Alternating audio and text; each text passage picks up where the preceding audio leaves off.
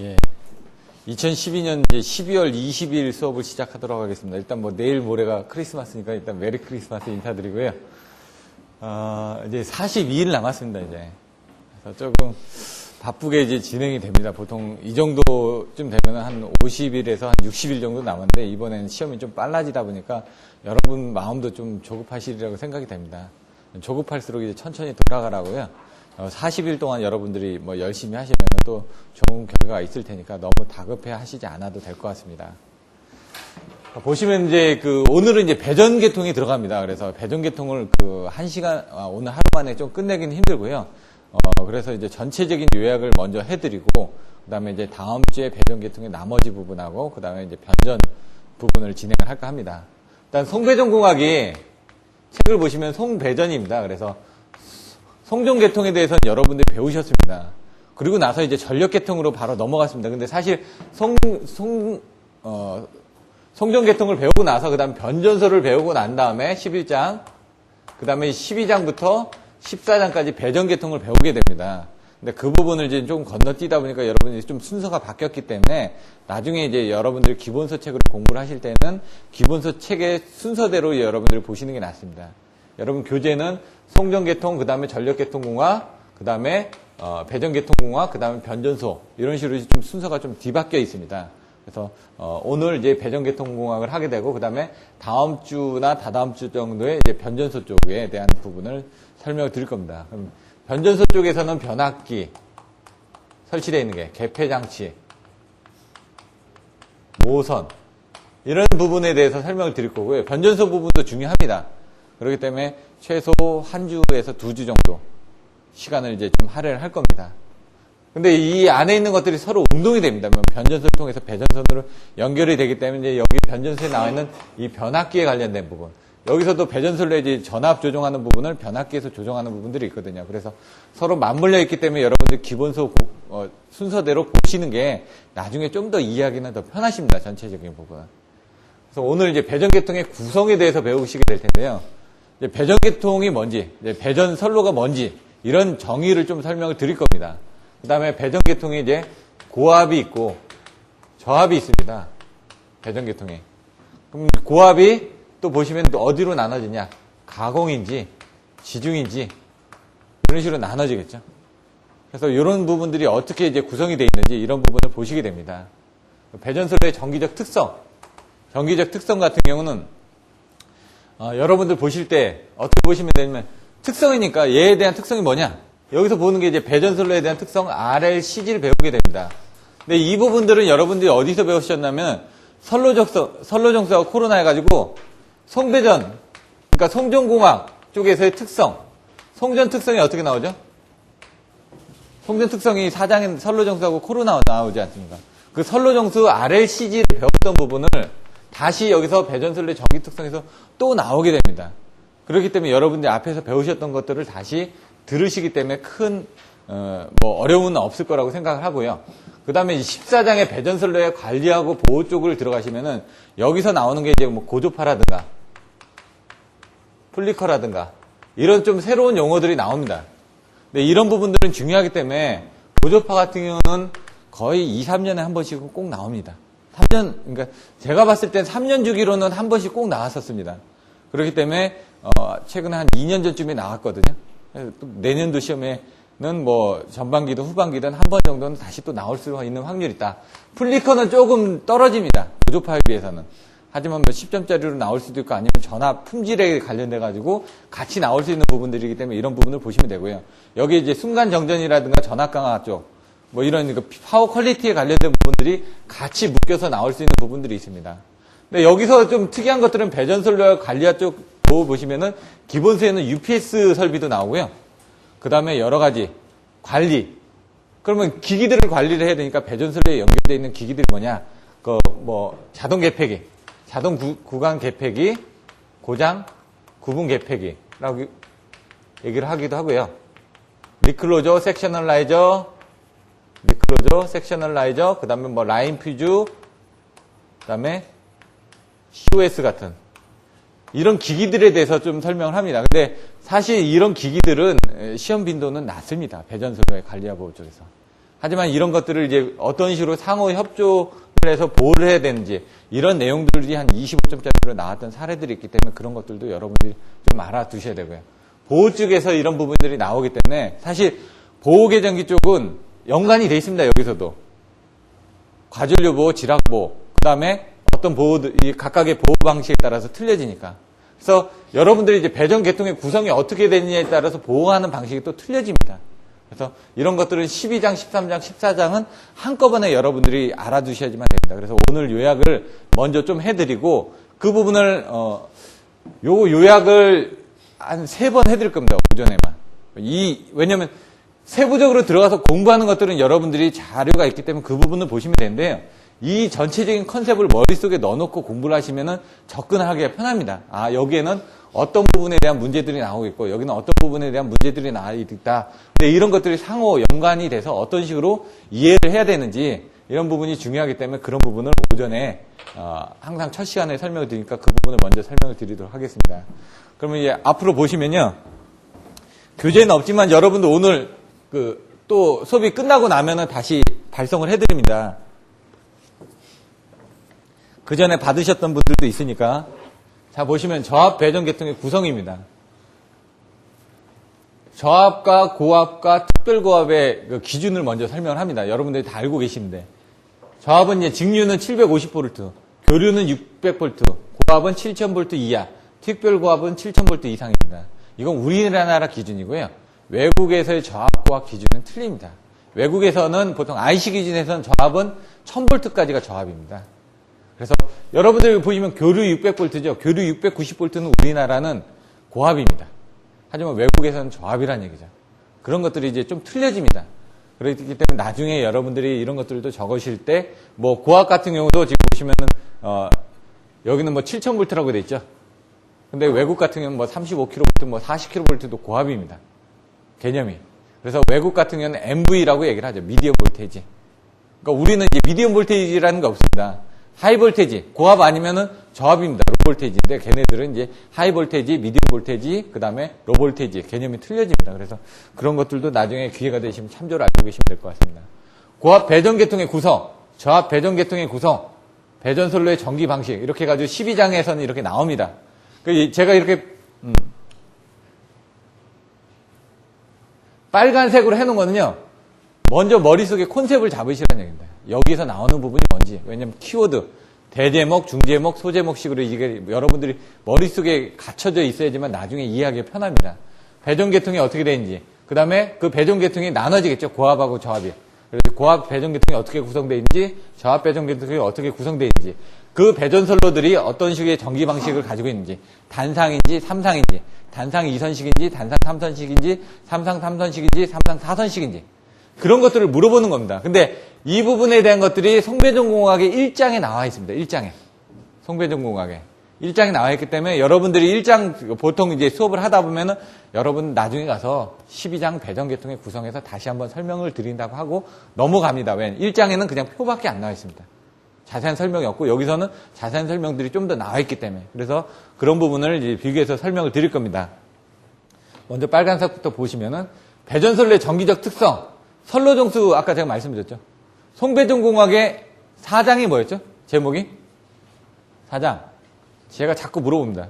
제목이 뭐였죠? 선로정수와 코로나입니다.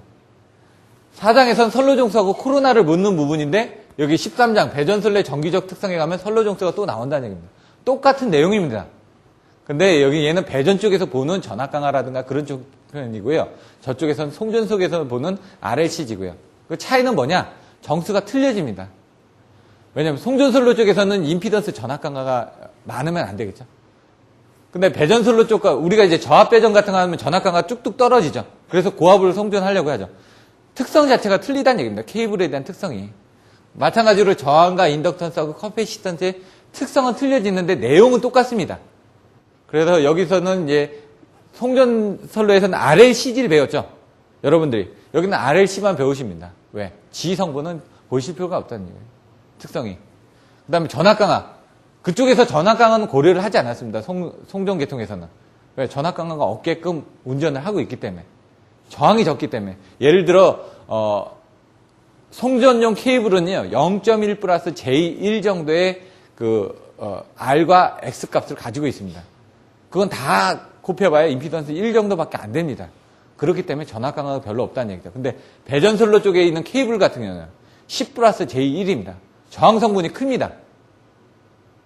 그래서 10 플러스 J1이면 합하면 10입니다. 그렇기 때문에 임피던스가 커지기 때문에 전압 강화가 더 많이 생기는 겁니다. 그런 내용들. 그래서 여기서는 저압 같은 경우는 이런 전압 강화 부분을 더 많이 보겠죠. 그래서 송전선로 쪽에서는 선로정수하고 코로나를 배운다면 5장에서 뭘 배우죠? 송전 특성에 대해서 배웠습니다. 그래서 단거리, 중거리, 장거리 해가지고 거리에 따라서 어떻게 송전 특성들이 바뀌어지는지 그거를 여러분들 배우셨는데 여기는 그런 게 없다는 얘기죠. 단거리든 중거리든 장거리든 어차피 동일한 비율로 임피던스 저감이 되기 때문에 큰 의미가 없다. 물론 이제 장거리가 되면은 전압 강화가 많이 생기니까 어떻게 될까요? 전압을 올려주기 위해서 여러 가지 승합기를 쓴다든가 여러 가지 대책이 들어오겠죠. 그래서 나중에 보시면 이 뒤에 배전선로와 관리와 보호 쪽에 가시면 이제 전압을 올려주는 방법에 대해서 나옵니다. 이 뒤에서도 나오고요. 전압 강화 부분 나오고요. 전력 손실, 이런 손실이 생기니까 그 손실을 이제 계산하는 방법. 그래서 부하를 어디에다 갖다 넣는 게 좋은지 다시 한번 또 설명을 드릴 겁니다. 대제목만 이제 설명을 드리는 겁니다. 그래서 이제 시설과 부하, 변압기와 부하. 그래서 이제 여러분들이 이따가 보시겠지만 수용률, 부등률, 부하율, 이용률, 뭐 이런 내용에 대해서 여러분들이 한 번 더 배우게 됩니다. 이런 것들 10점짜리로 나옵니다. 요 전시험에서도 나왔고요. 바로 한 1년 전쯤에도 나왔었습니다. 10점짜리로. 요건 한 2년 전에도 나왔고요.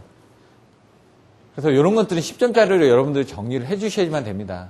그래서 요 변압기와 부하 요것들도 나왔고요. 바로 전시험에. 배전선로의 관리와 보호. 이제 관리가 들어간다는 얘기죠. 보호하는 부분들은 어차피 아까 보호계정기 쪽에서 내용을 좀 배우셨기 때문에 이해가 쉬운데 그래서 이 전압조정, 전력계통공학에서 여러분들 배우셨죠? 전압조정을 어떻게 하죠? PF 컨트롤은 주파수 제어를 했었죠? 전압조정은 QV 컨트롤. 바로 무효전력으로 전압조정을 했었습니다. 계통에서는.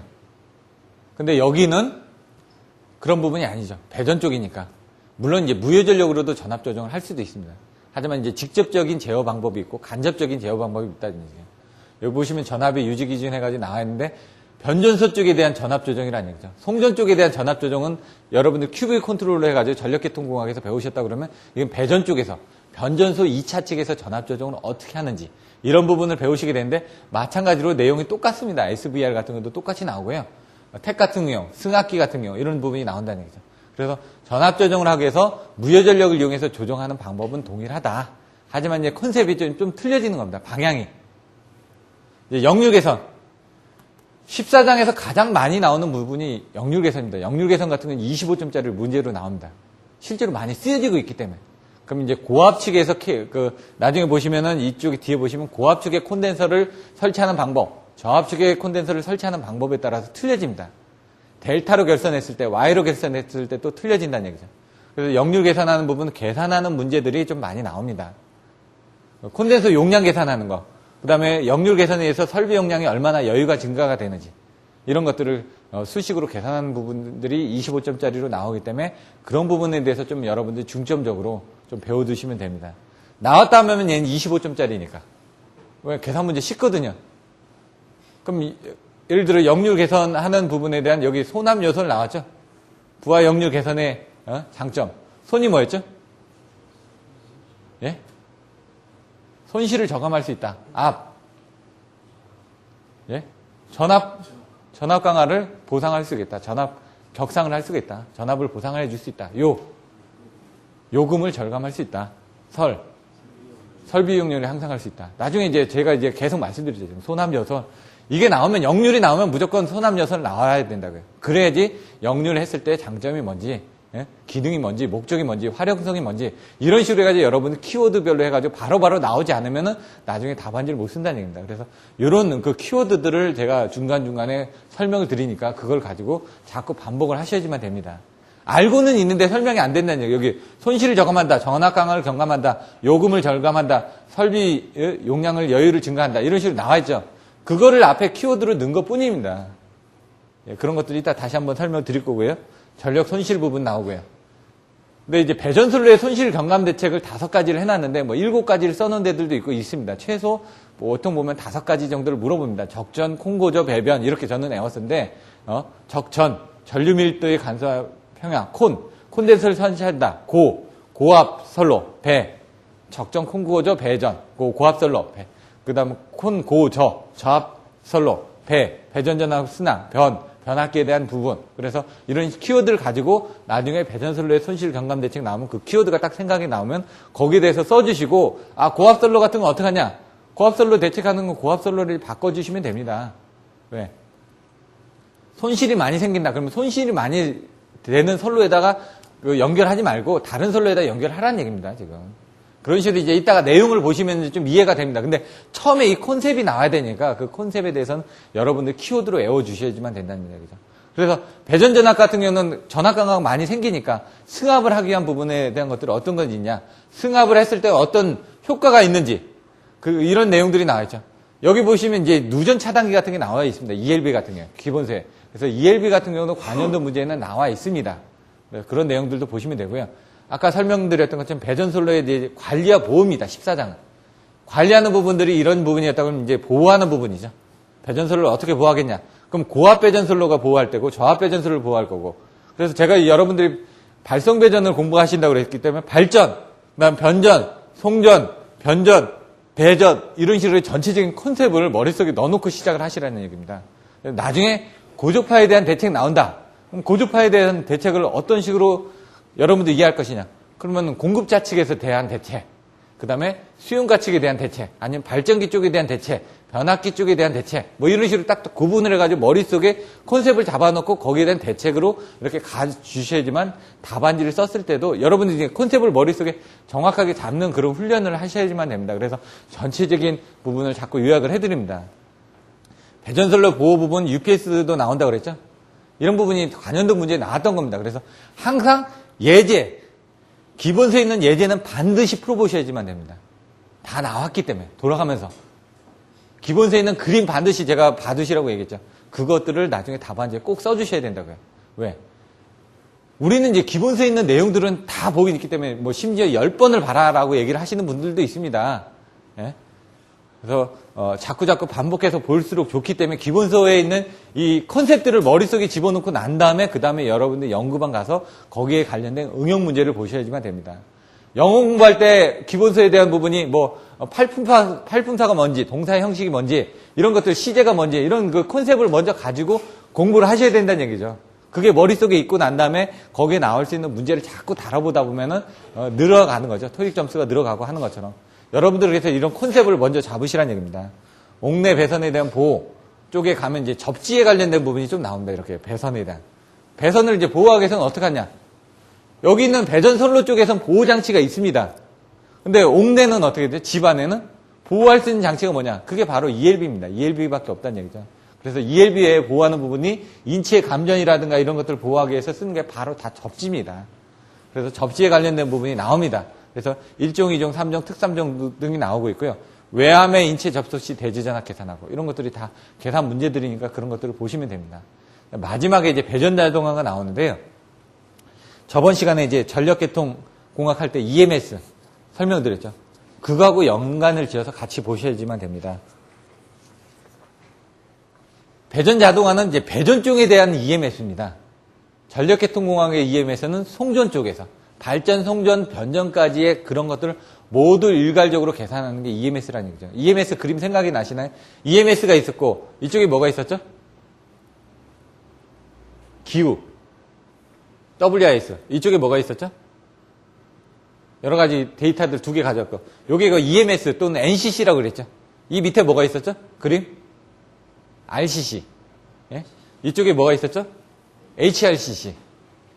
이게 수력이고 RCC는 이거고 3, 4, 5 변전소, 1, 5, 4 변전소, 그 다음 수력. 이런 식으로 그 그림이 나와야 된다고요. 그 그림에 이제 EMS가 있고 EMS의 기본 기능이 뭐가 있었죠? 기계, 발급, 안자원. 기억나시나요? 그런 식으로 이제 그 부분을 자꾸 머릿속에 이해하고 자기가 써보셔야지만 됩니다, 이거는.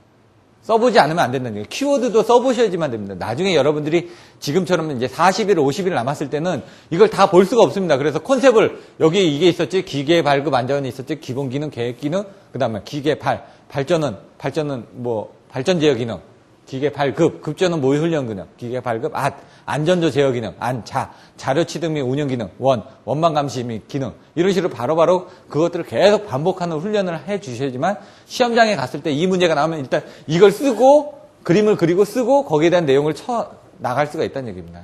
그래서 지금은 계속 그런 키워드들을 반복을 하셔야 될 시기입니다. 근데 이제 여러분들이 시작하신 지가 별로 안 됐기 때문에 전체적인 컨셉을 먼저 설명드리고요.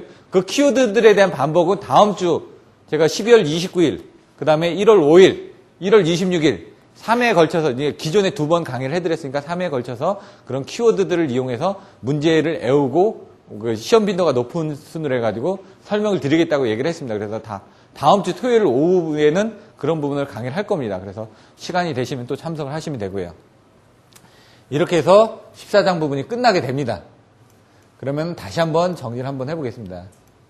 중요하니까 제가 자꾸 반복을 해드립니다. 저압, 직류 750V, 교류 600V. 나중에 보시면 이제 전압 강화에 대한 기준들도 나옵니다. 고압 7000V, 자, 고압 배전 계통의 구성. 수지식, 환산식, 만상식이 있다는 얘기입니다. 지금 수환망이 뭔지.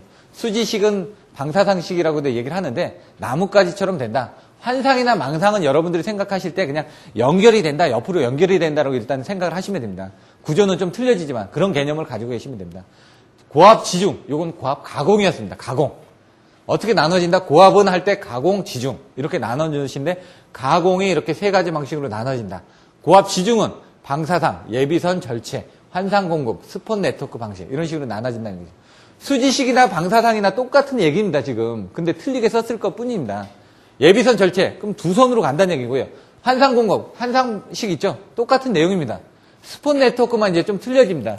스폰 네트워크는 이제 2차 측을 병렬로 연결한 겁니다. 변전소는 양쪽에서 가져오고 변압기 2차 측을 병렬로 연결해서 쓰는 거다. 이런 식으로 정의를 정확하게 가지고 계셔야 된다는 얘기죠. 수지식, 방사상, 나뭇가지식으로 퍼져나가는 거다. 이렇게 정의. 환상이나 망상은 연결이 돼 있는 거다. 망으로, 환으로 연결돼 있다. 환이 뭐죠? 동그라미입니다. 동그라미처럼 링으로 연결돼 있다.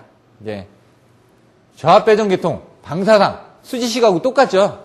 말만 틀린 겁니다. 저압 뱅킹, 저압 네트워크. 이제 뱅킹이나 네트워크는 뱅킹은 연결을 하는 겁니다. 예? 네트워크는 연결을 하는 겁니다. 근데 이제 좀 차이가 있다 그러면은 이제 뱅킹하고 네트워크 개념이 이제 좀 틀려지는 게 이따가 내용을 보시면은 얘는 이제 단순하게 2개 정도를 연결한다 그러면 얘는 여러 개를 연결한다는 그런 개념으로 보시면 됩니다. 개념이 좀 틀려집니다. 그게 바로 아까 스폰 네트워크처럼 네트워크 자가 들어간다. 그러면은 이제 변전소는 여러 군데에서 받아들이고 1차 측도 연결이 되는 겁니다. 저압 뱅킹이라는 건 2차 측만 연결되어 있는 개념으로 보신다면 저압 네트워크는 1차 측까지도 다 여러 개의 변전소에서 받고 2차 측도 다 링크가 되어 있는 개념입니다. 그런 개념이 보시면 되고요. 캐스케이딩, 디스크리미네이션 이런 용어들이 조금 어렵습니다. 캐스케이딩은 뒤에 ing가 붙거든요. ing가 붙으면 뭔가 움직이는 겁니다. 여러분들이 영어 공부할 때도 ing가 붙으면 뭔가 움직이는 거죠. 현재 진행형. 예? ION이 붙으면은 뭐 명사형 이렇게 보이시죠? 요거는 뭔가 움직이는데 캐스케이드 뭔가 이렇게 퍼져나간다 이겁니다. 캐스케이드. 그래서 사고가 났을 때 옆에까지 영향을 미쳐 나가는 그런 부분을 여러분들이 이해를 하시면 됩니다. 그래서 이따가 이제 설명을 드릴 때 저압 뱅킹이나 저압 네트워크에서 캐스케이딩 현상을 방지를 하기 위해서 라인 퓨즈를 단다 이런 내용들이 나오거든요. 그건 왜냐면 사고가 났을 때 사고 구간이 퍼지지 않게 빨리 퓨즈로 끊어진다는 얘기입니다. 만약 퓨즈로 끊어지지 않으면 사고가 계속 파급이 난다. 그런 개념으로 보시면 됩니다. 디스크리미네이션은 이제 선택 차단, 뭐 시간에 대한 차단, 전례 차단 이런 개념으로 나눠지는데 아까처럼 이 캐스케이딩을 방지하기 위해서 기기별로 이렇게 차단해 주는 거를 놔두겠다 그런 개념입니다. 예를 들어 MC12를 기준으로 하면은 MC12가 225가 있고 그다음에 뭐 400이 있고 630이 있고 이런 식으로 나눠져 있습니다. 그럼 MC12의 특성이 비슷합니다. 이런 식으로. 보호 특성이. 그러다 보니까 사고가 났을 때는 400A짜리도 떨어질 수가 있고 225A짜리도 같이 떨어질 수가 있습니다. 사고 전류의 크기에 따라서. 왜냐면 특성이 비슷하니까. 근데 만약 225하고 600짜리를 썼다. 그럼 특성이 차이가 납니다. 한 단계가 건너가면. 그런 것들은 이제 디스크리미네이션이라고 하는데 시간에 따라서 차단하는 거죠. 예를 들어 이렇게 떨어진 시간이 있고 이렇게 떨어진 시간이 있으면 여기서 사고 전류가 흘렀을 때 요만큼의 시간 차이가 있으니까 차단하는데 여유가 있겠죠. 그걸 이제 시간에 의한 차단이라고 하고, 그 다음에 그 전류에 대한 차단은 전류 등급을 2개 이상 떨어뜨려주게 되면은 자동적으로 벌어져서 차단이 된다라는 그런 개념입니다. 고압 스폿 네트워크 방식인데, 아까 이쪽에서 나왔던 스폿 네트워크 방식하고 좀 틀려집니다. 근데 책에는 지금 고압 계통인데 왜 여기 써져 있냐? 책이 그렇게 돼 있기 때문에, 책에 그런 내용이 나와 있기 때문에 쓴 겁니다. 사실은 이게 이쪽에 들어가 있을 텐데 책의 순서대로 그냥 쓴 겁니다. 이거는 책에 있는 기본적인 내용을 중요하다고 생각하는 건 정리한 건데, 스폿 네트워크 방식 같은 경우는 이제 나중에 보시면은 중요하게 나옵니다. 25점짜리로. 우리나라 같은 경우는 이제 그 정부 종합청사 같은 경우에 스폿 네트워크 방식을 쓰고 있거든요. 근데 2개의 변전소에서 변압기를 3개를 병렬로 해서 쓰는 겁니다. 이제 이거 딱 보면 여러분들이 모선에서 1과 2분의 1 12모선처럼 보시면 된다는 얘기죠. 그래서 고구의 2차 측을 연결되어 있는데 걔가 어떻게 구성이 되는지. 변압기 1차 측에 차단기가 있다 없다? 없습니다. 차단기는 없고요. 구분 개폐기만 있습니다. 개폐기는 있다는 얘기죠. 스위치는 있는데 브레이커는 없다는 얘기입니다. 나중에 그런 그 콘셉트를 정확하게 보셔야 된다는 얘기죠. 보통 우리들이 알고 있는 변압기 1차 측에는 다 차단기가 있습니다. 스폿 네트워크에는 차단기가 없고 스위치만 있습니다. 스위치하고 브레이커의 차이점은 스위치는 사고 전류를 차단할 수가 없습니다. 브레이커는 사고 전류를 차단할 수가 있습니다. 우리들이 여기 쓰고 있는 스위치 이런 거 다 스위치죠. ELB 브레이커입니다. 옥랩에서는 쓰는 거. 사고 전류를 차단할 수 있다는 얘기입니다. 그런 것들은 이제 그 나중에 이제 장단점을 설명을 드릴 겁니다. 여기 보호 방식. 아침에 뭐 천안에서 오신 분들도 있는데 제가 기차 타고 다니면서 외웠던 부분이 처음엔 역무차로였습니다. 기관차, 역무차 하니까 아예 기능이 역전력 차단, 그 무전압 투입, 그 다음에 처음엔 차단이고 두 번째는 투입입니다. 역전력 차단, 그 다음에 역무차로였으니까 무전압 투입, 차전압 투입 이렇게 외웠다는 얘기죠. 근데 나중에 하다 보니까 그렇게 외우기 힘들어서 역참으로 외웠습니다. 역참으로. 역전력 차단 67, 차전압 투입 78, 그 다음에 역참으니까 무전압 투입 84, 67, 78, 84. 678이거든요. 6784만 외운 겁니다, 그냥. 나중에. 이런 것도 외우실 때 6784의 역참으로 외워가지고 역전력 차단. 그럼 그런 부분 이따가 또 교재에 나와 있으니까 설명을 드릴 겁니다. 배전솔레 전기 방식. 아까처럼 이제 고압하고 저압으로 나눠집니다. 고압은 3상 3선식이나 3상 4선식을 쓰겠죠. 이따가 승합 전후의 공급 전력 비교하는 부분을 가지고 송전거리 부분을 해가지고 단상. 뭐 이런 것들은 이제 단상 3선식, 단상 4선식에 따라서 설명이 되어지는데 나중에 이제 1장에 송배전 계통의 1장에 나와 있는 것처럼 저압에서 단상 2선식, 단상 3선식, 3상 3선식, 3상 4선식에 대한 각 전기 방식을 비교를 합니다. 선로 손실, 단면적, 용적 등을 계산해서 선로 전선 총량, 송전 전력, 전력 손실 비교를 하는 부분이 있었다고 했죠. 요거 이따가 한번 보여드릴 겁니다. 그 비교를 해놓은 거. 그걸 보고 이제 계산하시면 됩니다. 그전에도 한번 설명을 드렸었죠. 송전공학 할 때, 간단하게. 그래서 단상 2선식을 기준으로 해가지고 이제 다 기준을 단상 2선식으로 해가지고 계산하시면 됩니다. 그럼 얘는 1, 얘는 2, 얘는 뭐 3, 이런 식으로 해가지고 나중에 계산하시면 되고, 얘는 1, 얘는 2, 루트 3, 뭐 이런 식으로 해가지고 3 계산해 하시면 되고, 그 키워드들을 알고 넣어가지고 계산하시면 나중에 이런 내용들이 외워주시기 쉽습니다. 옛날에 이거 보면 어떻게 했죠? 역류 손실 저산 중이라고 했죠? 그 1장에 나오는 전력을 가지고 전류를 구해가지고 손실을 구한 다음에 역류 손실 저산 중, 이런 식으로 외우라고 그랬습니다. 전력을 계산한 다음에 전류를 계산하고 손실을 계산한 다음에 손실률을 계산해서 저항을 통해서 단면적을 이용해가지고 중량을 계산하시면 된다. 저항을 통해서 단면적을 계산해가지고 중량을 계산하시면 된다. 이런 식으로 이제 키워드를 가지고 풀어서 쓰시면은 바로 계산이 됩니다. 그래서 그런 것들을 보시면 되고요. 이제 배전솔레 전기적 특성. 아까 설명드렸던 것처럼 선로정수. RLCG에서 RLC에 대한 값을 봅니다. 여기서 나오는 것들은, 송배전 공학의 2장에 보시면 가공송전선로가 나옵니다. 3장은 지중송전선로가 나온다는 얘기죠. 왜? 여기 우리는 지금 가공송전선로, 지중송전선로를 다 같이 배우는데 여러분들이 앞에서 이미 배웠습니다. 가공송전선로의 특성하고 지중송전선로의 특성, 전선의 구비조건, 허용전류 이런 것들. 거기 보시면 표피효과, 그 다음에 근접효과가 나온다는 얘기죠. 그런 내용들이 여기 잠깐 나옵니다. 그래서 그런 것들을 같이 앞에서 하고 비교해서 보시면 되고, 전압강하는 이제 똑같이 보여지죠. 역기전력, 전압강하율, 전압변동률, 전압강하. 율이 들어가면 어떻게 된다고요? 곱하기 100이라고요. 율이 들어가는 건 다 곱하기 100이 나옵니다. 퍼센테이지가. 그리고 이런 부분을 할 때는 어떻게 된다? 밑에 기준이 다 있다. 전체 부분에 대한 게 나오고 그 다음 위에는 변화율 부분에 대한 것들이 나온다. 그 컨셉을 가지고 계시면 나중에도 그냥 끌어맞춰서 쓸 수가 있습니다. 근데 이따가 이용률, 수용률, 부득률, 부하율을 할 때는 좀 헷갈립니다. 얘가 뭘 물어보는 건지. 부득률은 100이 절대 안 나옵니다. 왜냐하면 부득률은 1보다 큽니다. 그것만 생각하시면 됩니다. 나머지는 1보다 다 작습니다. 그렇기 때문에 100%가 들어간다. 이렇게 보시면 되고요. 전력 손실, 이제 손실에 대해서 보시는데 전선 케이블의 저항의 오hm 손실 이런 것들이 나온다는 얘기죠. 그래서 오hm 손실이 I 자승 R. 주율 계산하는 거 저번에 발전공학 때 설명드렸죠. 0.24 I 자승 RT를 주율로 해가지고 860kcal로 바꾸는 부분들. 그런 것들 0.24 I 자승 RT에서 0.24 칼로리를 알고 계셔야지만 변환을 할 수 있다는 얘기예요. 여기도 보시면 이제 주율에 대한 그런 내용들이 나와 있는 겁니다. 변압기 손실. 손실은 뭐가 나올까요? 손실의 종류가 뭐가 있죠? 크게? 예? 크게 이제 여러분들이 이제 분류를 할 때 어떻게 분류하셔야 되냐면 부하선, 무부하선 이렇게 부하를 계산을 하셔야 됩니다. 처음에 부하가 안 걸려도 무부하선이 걸려지죠. 그 무부하선은 뭐에 의해서 생기는 거죠? 크게?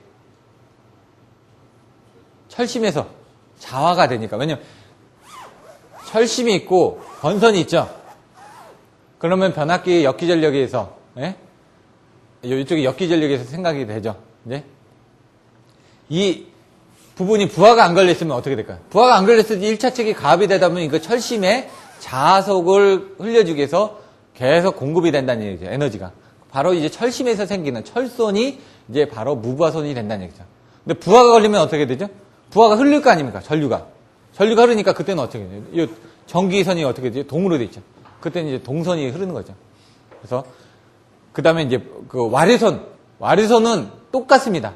부하선이든 무부하선이든 와류선이 흐르는데 와류선은 뭐냐? 흘러가면서 이렇게 와류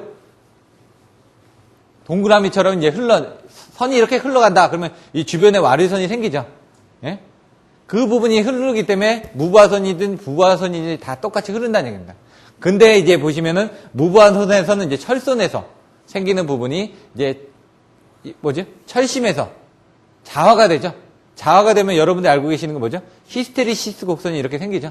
그러니까 이거 자화가 되니까 히스테리시스 선이 있구나. 이렇게만 알고 계시면 됩니다.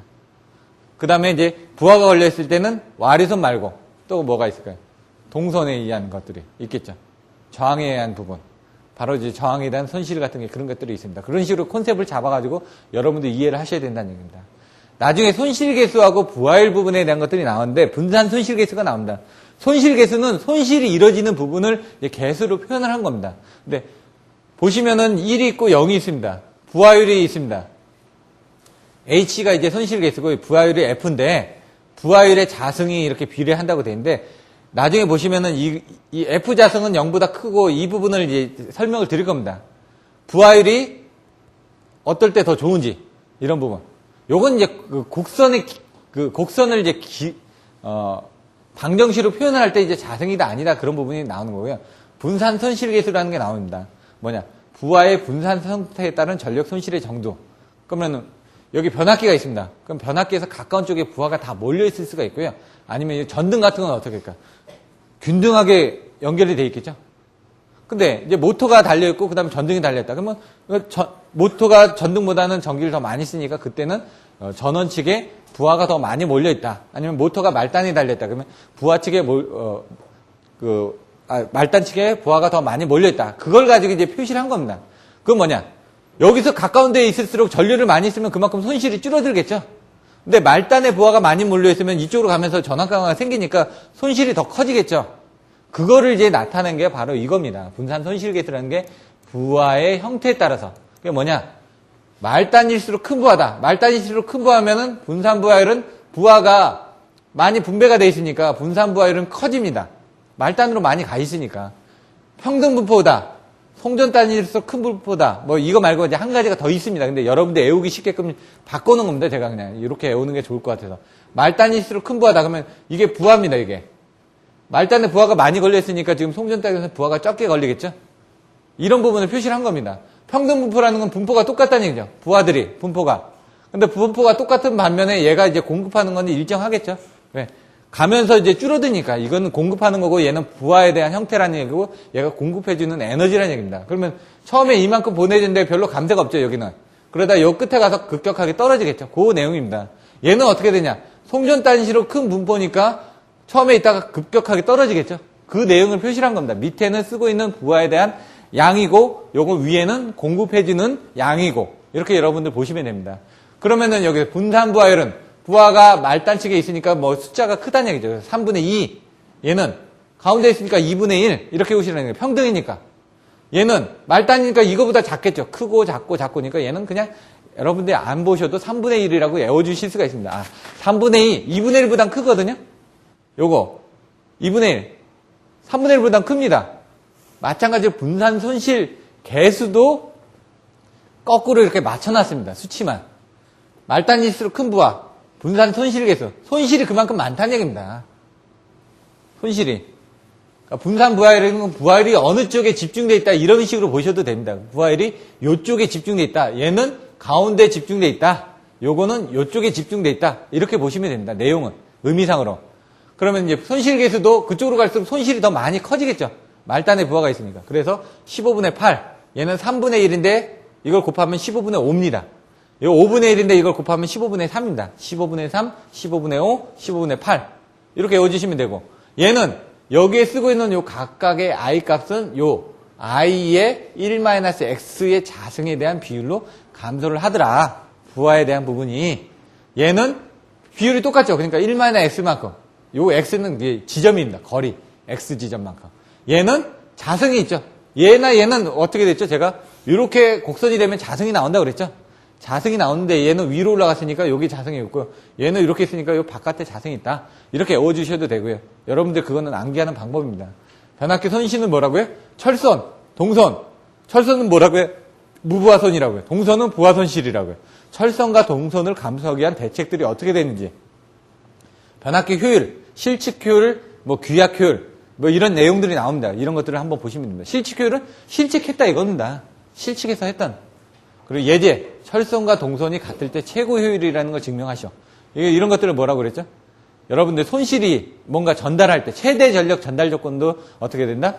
X축하고 Y축이 같을 때 최대 전력 전달 조건이 된다. 마찬가지입니다. 철선과 동선이 같을 때 최고 효율이 되는 걸 증명하는 겁니다. 근데 이제 철선은 뭐라고요? 무부하 손실이라고요. 동선은 부하 손실이라고요. 그래서 이런 것들을 그려보시면 나중에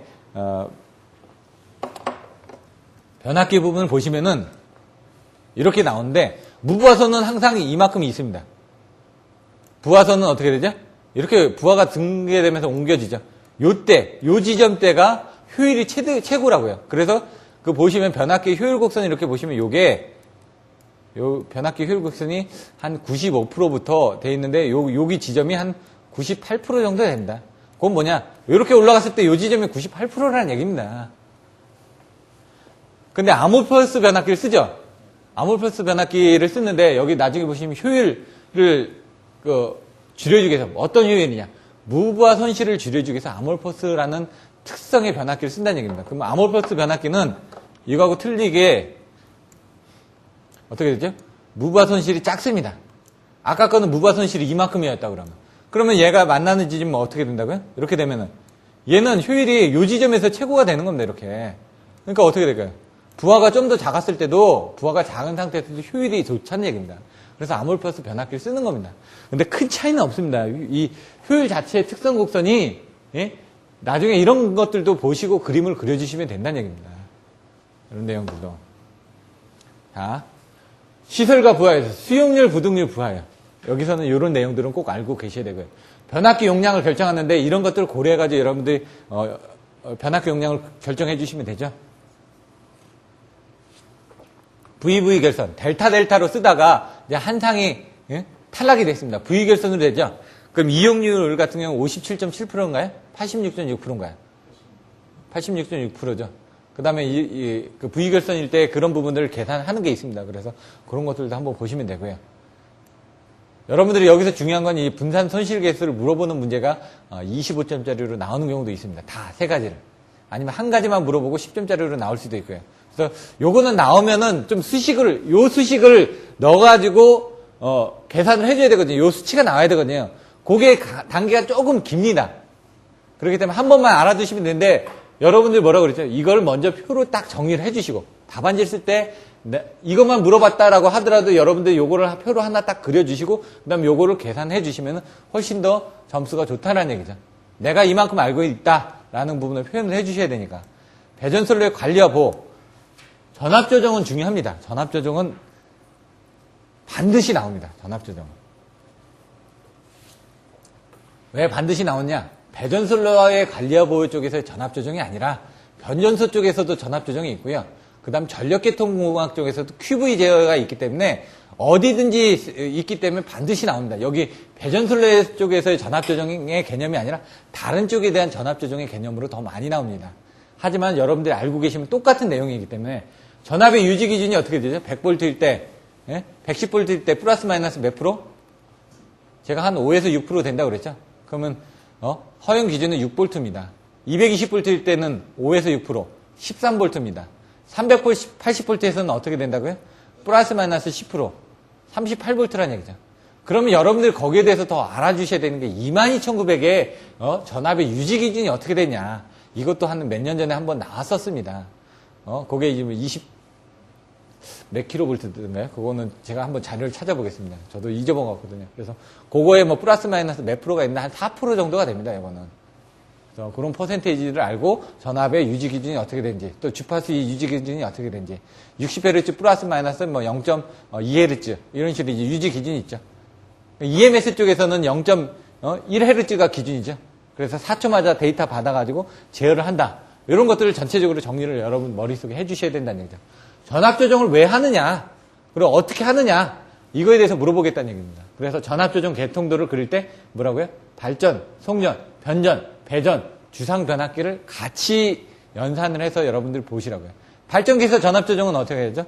AVR에서 외부의 전압을 받아서 그거의 변화를 가지고 발전기에서 전압을 더 올려주면 됩니다.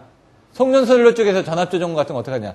바로 이제 변전 쪽에 관련된 뭐 OLTC 탭을 조정을 한다든가 이렇게 조정을 하면 된다는 얘기죠.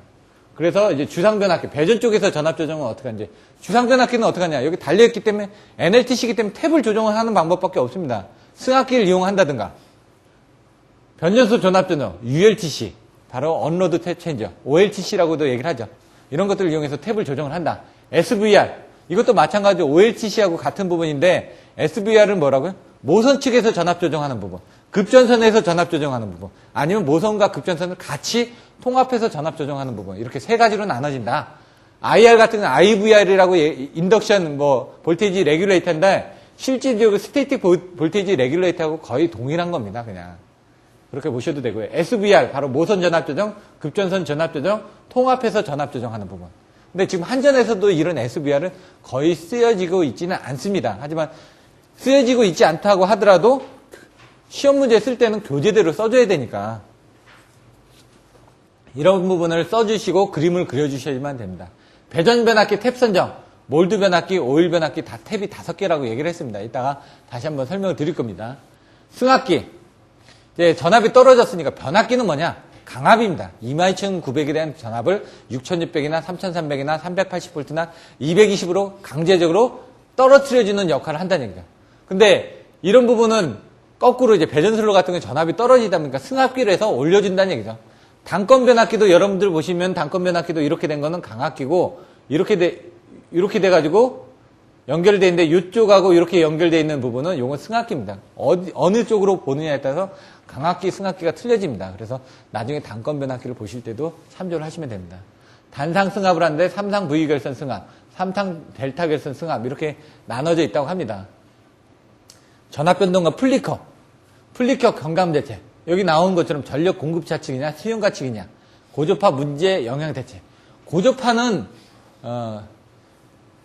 제가 관연도 문제 설명드릴 때 얘가 4번인가 그랬습니다. 1번부터 최고 난도거든요. 제일 많이 나왔던 난도인데 5번 안에 들어있습니다. 그거는 그만큼 빈도수가 높다는 얘기죠, 최근에. 그렇기 때문에 고조파는 반드시 암기를 하고 외워두셔야지만 됩니다. 고조파에 대한 정의, 영향, 대체, 장단점 뭐 이런 것들. 저희가 대책으로 할 때는 뭘 외웠었죠? 6글자? 고조파에 대한 대책. 기억나시나요? 12월 달 되면 수능 본다 그랬죠? 수능. 수능 별리 P 델타. 수동 필타, 능동 필타, 변압기, 다펄스와 리액터 설치, 수능 별리 P, PWM 방식, P 델타, 델타 결선을 해라. 이런 식으로. 변압기하고 이런 그 필터하고 개념으로 여러분들이 외워주시면 된다고요. 그 키워드만 알고 있으면 그냥 그 내용이 나오고 쓰기 때문에 이따가 여러분들 교재에선 수동 필터에 대한 원리, 능동 필터에 대한 원리, 그리고 변압기 다펄스를 하게 되면 어떻게 고조파가 저감이 되는지 그런 내용들이 나와 있습니다. 자, 델타 결선 접속하고 Y 결선 접속 시에 용량이 왜 3분의 1로도 충분한지 이건 전압을 가지고 설명드렸죠.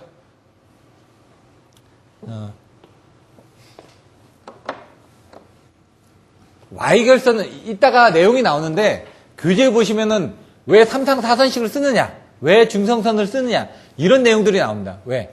델타 결선을 했을 때하고 Y 결선을 했을 때 장단점이 있습니다. 델타 결선은 어떻게 되죠? 전압이 똑같습니다. 근데 전류는 틀려집니다. 선전류하고 상전류는 틀려집니다. Y 결선은 전류는 똑같습니다. 전압이 틀려지죠. Y 결선을 쓰는 거는 전압을 두 개를 필요로 할 때, 그럼 우리가 어떻게 쓰죠? 380하고 220V 쓰죠. 그렇기 때문에 저희가 Y 결선을 쓰는 겁니다. 380V, 삼상도 쓰고 단상도 쓰려고. 근데 삼상용 부하는 어떻게 되죠?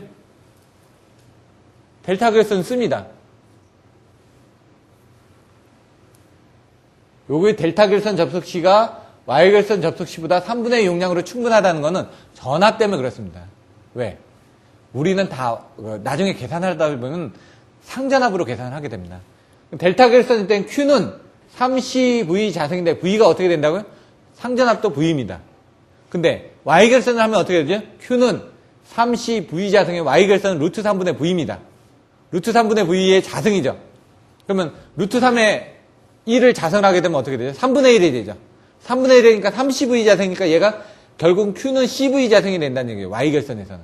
델타 결선에는 30V 자성인데 Y 결선에는 CV 자성이니까 용량이 3배가 늘어난다. 델타 결선은. 그래서 여러분들이 보시면은 저압측은 Y 결선으로 콘덴서 결선한 걸 못 보십니다. 왜? 용량을 델타 결선을 해도 3배가 늘어난데 굳이 Y 결선을 할 필요가 없다는 얘기죠. 근데 고압측에 가서 보시면 델타 결선을 한 걸 못 보십니다. 왜? 전압을 루트 3배만큼 키워서 제작을 해야 되니까 힘드니까 Y 결선으로 되어 있다는 얘기입니다. 그래서 고압측 가면 다 Y 결선으로 되어 있습니다. 콘덴서가. 근데 저압측 가면 다 델타 결선으로 되어 있습니다. 그런 내용들을 여러분 이해를 하시라는 얘기입니다. 그래서 역률 개선용 콘덴서를 용량을 계산하다 보면은 Q 성분입니다. 얘는 여러분들 Q 성분으로 계산을 하셔야 되는데 Q는 30V 자승이라면서 C 마이크로 페럿으로 계산을 하셔야지만 됩니다. 근데 문제는 Q는 뭐라고요? 전압의 자승에 비례를 하기 때문에 고조파에 의해서 전압 강화가 생기기 때문에 나중에 그 콘덴서의 전단에 리액터를 달게 됩니다. 그러면 리액터에 의해서 전압 강화가 생기기 때문에 콘덴서는 그만큼의 전압이 떨어져서 저감이 됩니다. 그래서 용량이 떨어진다는 얘기죠. 전압이 적게 걸린다는 건 그만큼 용량이 적게 떨어진다는 얘기입니다. 그래서 나중에 전격 전압 같은 걸 콘덴서 같은 경우 고조파 저감 장치를 달았을 때 전격 전압을 더 높은 걸 써주셔야지만 됩니다. 그래서 380V 전격 전압을 가진 게 아니라 404V라든가 440V용 전격 전압을 가진 콘덴서를 써주셔야지만 걔가 Q 성분이 그만큼 공급을 해줄 수 있다는 얘기입니다. 그런 것들도 나중에 이건 조금 어려운 내용이지만 여러분 연구관 하셨을 때 그런 내용도 보셔야지만 됩니다. 역률 개선했을 때 설비 용량 여유 증가된다. 이거 그림으로 설명을 드렸죠.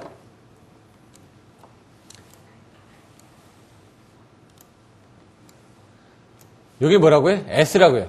이게 뭐라고요? P라고요. 이게 Q라고요. 역률을 올렸다. 그럼 Q 성분을 올렸다는 얘기입니다. Q 성분을 올려서 요 대역으로 갔다는 얘기죠. 역률이라는 거 그때 설명드렸죠. Q는 P 탄젠트 세타. 탄젠트 세타가 역률을 하고요. 근데 코사인 세타가 역률이라고요. 코사인 세타는 S분의 P라고요. S분의 P. 이게 코사인 세타라고요. 그럼 이거분의 이거니까 요 사이각이 역률이라는 얘기죠. 역률을 증가를 시켰다는 건 사이각이 줄어들었다는 얘기죠. 사이각이 줄어들었다는 Q 성분을 이만큼 공급을 해서 사이각이 줄어들었다. 근데 문제는 뭐냐? S는 똑같죠. S는 똑같다 보니까 이 부분이 이렇게 갑니다. 이렇게. 그럼 원의 방정식에서 얘가 중심점이고 얘가 원이다 보니까 실질적으로는 요게 요만큼 더 가겠죠. 요만큼 더 간다는 얘기입니다, 지금. 그럼 뭐 어떻게 되냐? Q값이 줄었으니까 S는 똑같으니까 P값이 요만큼 늘어난다 이거죠. 요만큼 늘어난다. 그거를 이제 표시를 한 겁니다. 그래서 나중에 그 그림을 보셨을 때 그런 내용이다 라고 여러분들이 이해를 하시면 됩니다. 역류 개선에 의한 전압 강화의 경감, 콘덴서 설치 장소의 선정. 콘덴서를 어디다 설치하느냐, 전원 측에 설치하느냐, 모선 측에 설치하느냐, 말단에 설치하느냐, 집중적으로 설치하느냐, 이런 식으로 이제 또 틀려진다는 얘기죠. 전력 손실, 송배전 손실, 배전선로의 손실 경감 대책. 근데 배전선로의 손실 경감 대책은 이제 나오면 25점짜리로 나옵니다.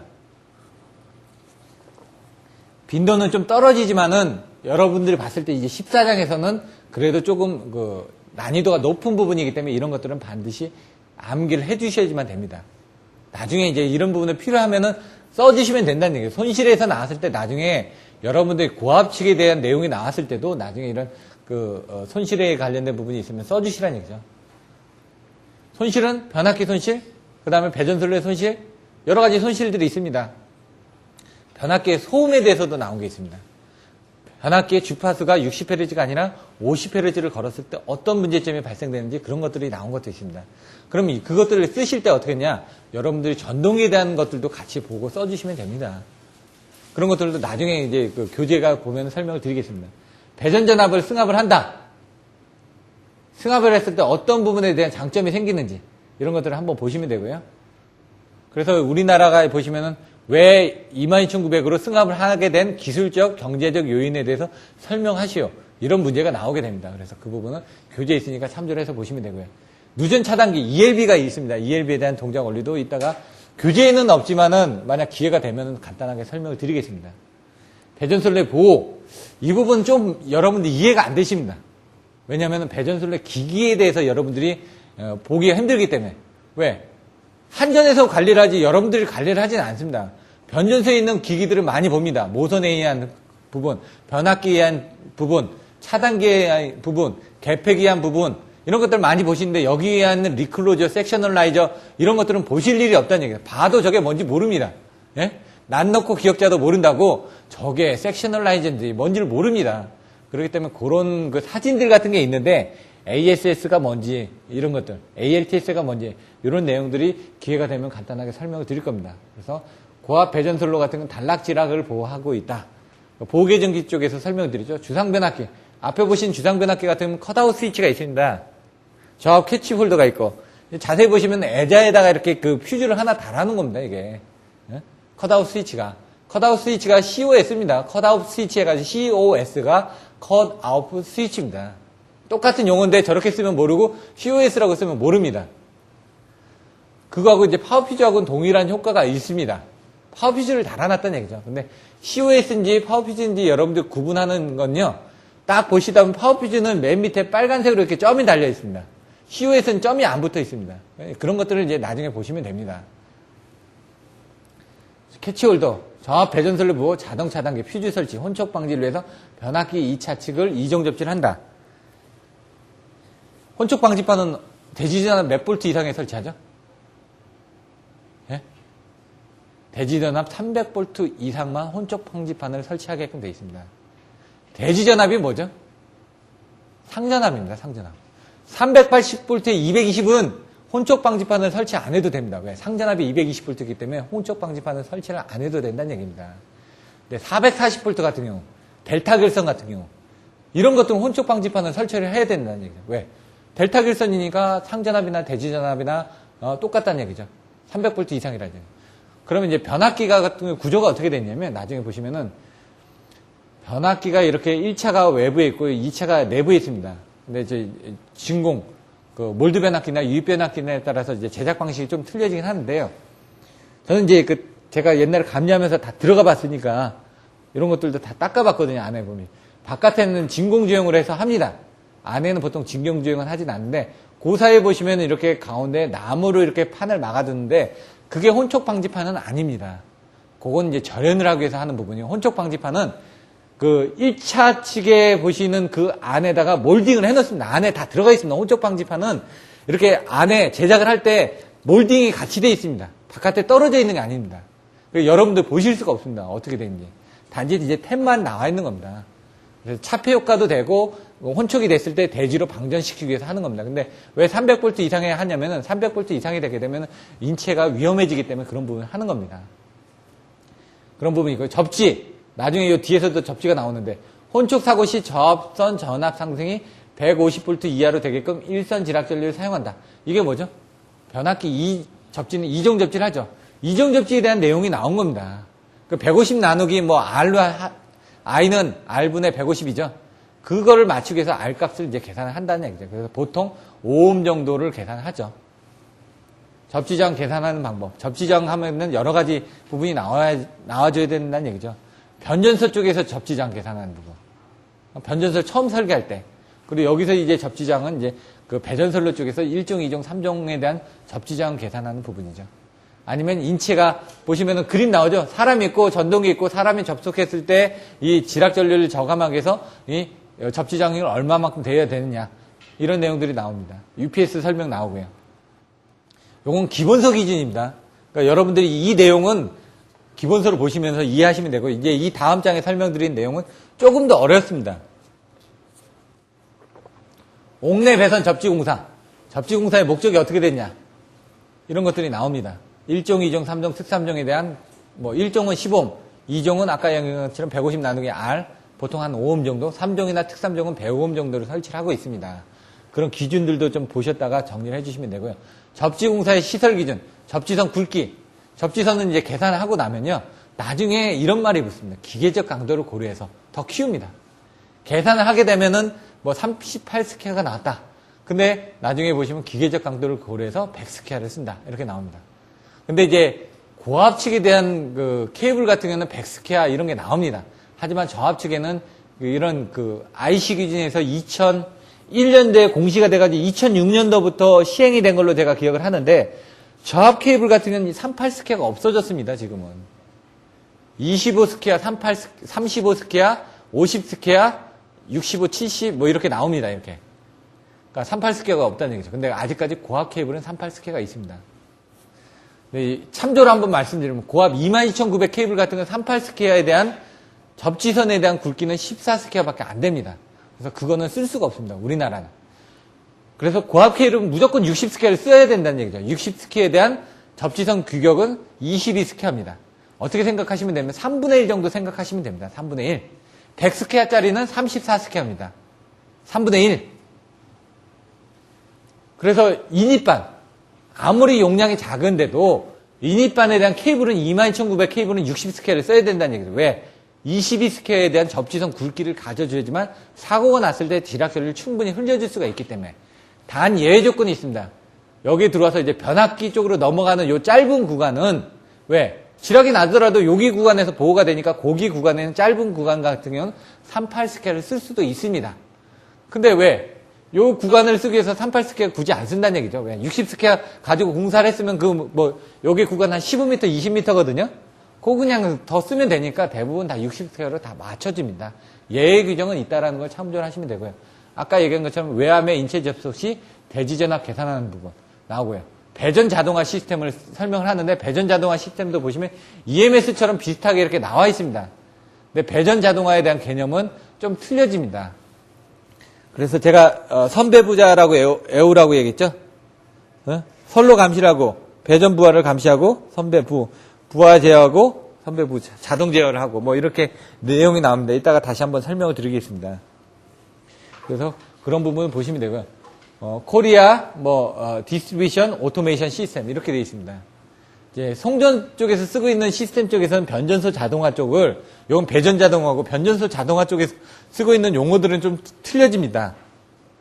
SAS 서브스테이션 오토메이션 시스템, IPCS 인텔리전트 프로텍션 컨트롤 시스템 이런 것들. 그다음에 EMCS 일렉트리컬 이퀴먼트 메저링 컨트롤 시스템, ECMS, 일렉트리컬 메저먼트 컨트롤 앤 모니터링 시스템 이런 용어들을 다양하게 씁니다. 그것들은 이제 변전소 자동화 쪽이었고요. 배전 자동화 쪽에서 그냥 DAS라고 얘기를 합니다. 디스트리뷰션 오토메이션 시스템. 그래서 코리아 DAS라는 얘기입니다. 이런 내용 정도로 보시면 될 것 같습니다. 잠깐 쉬었다가 그 다음에 다시 또 요약분을 제가 한번 또 보여드릴 겁니다. 근데 그 요약분들은 조금 더 어렵습니다. 이렇게 해가지고 요약분을 제가 한번 다시 또 설명을 드릴 겁니다. 그리고 배전 기술 총남 부분을 가지고 간단하게 설명드리고, 그 다음에 배전공학 목차들 다시 한번 정립을 드릴 겁니다. 왜냐면 머릿속에 정립을 하는 게 더 중요합니다. 왜냐면 시간이 제가 이걸 2주로 잡았거든요. 그럼 이번 시간은 제가 좀 그 정리를 좀 많이 해드릴 거고요. 그 다음에 다음 주까지 해가지고 뭐 이제 배전공학이 1장, 2장, 3장 기타 부분은 나눠져 있습니다. 여러분 교재는 1장, 2장은 아주 작습니다. 3장은 좀 내용이 되고 기타도 아주 작습니다. 그래서 오늘 1장, 2장까지는 끝내고 3장의 일부분만 들어갈 겁니다. 그래서 이런 컨셉을 오전에 두 번째 시간까지는 요약 부분을 해드리고 세 번째 시간부터는 이제 교재 부분을 나가는 걸로 진행을 하도록 하겠습니다.